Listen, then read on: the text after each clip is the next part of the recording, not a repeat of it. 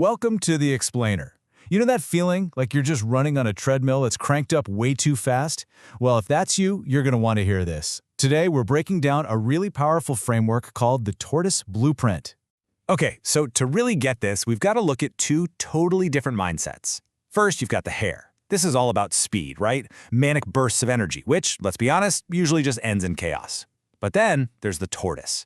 Think steady, sustainable, and in the long run, way stronger. And look, a lot of us live like the hare, don't we? It's that constant pressure to go faster, get more done, chase that next shiny object. But it's a trap, and it almost always leads to the exact same place: total and complete burnout. And the price you pay for that lifestyle? It's so high. Your body just gives out, your mind is fried, and your spirit? It kind of gets lost in all that wreckage. You end up stuck in this really painful loop, chasing these amazing highs, and then just crashing right back down into a wall. So there has to be another way, right? How do we get off that hamster wheel? Well, that's exactly where the Tortoise Blueprint comes in. It's this powerful new way of thinking, a new approach to building a life that can actually last. So what is the Tortoise Blueprint? It's basically a plan for, well, everything. For life, for healing, for creating anything meaningful. And the big idea here is to just stop trying to take these giant, heroic leaps.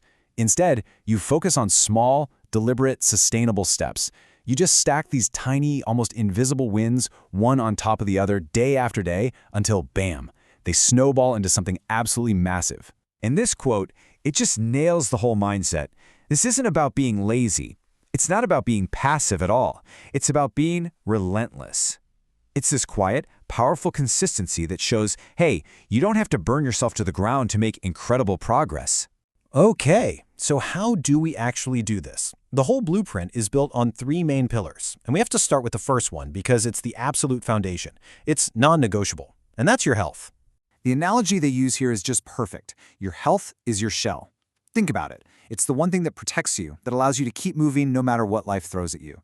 And that means you have to really listen to your body, fuel it with actual food, and you have to start treating rest not as surrender, but as a key strategy. It's how you build endurance.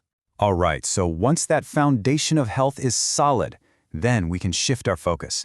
This is where you stop obsessing about the finish line, the final outcome, and you learn to fall in love with the process itself. So what's with the number 16? Well, this is pretty wild. It's the number of videos the author of this material uploaded to YouTube in a single day. Now, at first glance, that sounds like a total hare move, right? Just pure, chaotic speed. But it's not what you think. See, that huge output wasn't the result of some crazy all-night caffeine-fueled panic. Nope, it came from a deep, consistent rhythm that was built up over a long time. It was the result of a deliberate process, not a frantic sprint. And this just completely changes how we should think about success. It's not about the one viral hit. It's not about getting famous overnight. Real, lasting success, it's found in those quiet, little victories. It's just the simple act of showing up for yourself, for your work, day in and day out. That's how you stack those wins and build a foundation that is absolutely unshakable. Okay, on to the final pillar. And this one accepts a really simple truth. Life is going to knock you down sometimes. There will be setbacks. Damage happens. So this part of the blueprint is all about how to be resilient, how to heal, and how to keep on moving forward. You know, resilience isn't just a trait you're born with. It's a skill. It's something you build with the right tools. Things like looking at failure not as the end, but as a lesson, as just data. It also means practicing forgiveness, not to let other people off the hook, but to lighten your own load. And maybe the most important tool of all, leaning on your community. Understanding that asking for help isn't weakness, it's an incredible source of strength. And there's this really powerful idea for what this journey looks like, the healing spiral. Because let's face it, healing is never a straight line, is it? You might find yourself circling back to an old wound, an old hurt. But here's the key, you're not stuck. Every time you circle back, you're doing it from a higher place, with more wisdom and more strength than you had before. Okay, so after all this slow, steady, deliberate work, what's the big payoff? I mean, where does all this patience and effort actually get you? Well, what keeps the whole thing going is hope. But we're not talking about some fluffy, wishy-washy kind of hope. This is a gritty, hard-earned hope. It's a deep-down belief that all the consistent work you're doing right now is building the foundation for a huge breakthrough down the road. And the bamboo tree analogy just explains this payoff perfectly. You see, for years, literally years, a bamboo tree shows zero growth above the ground.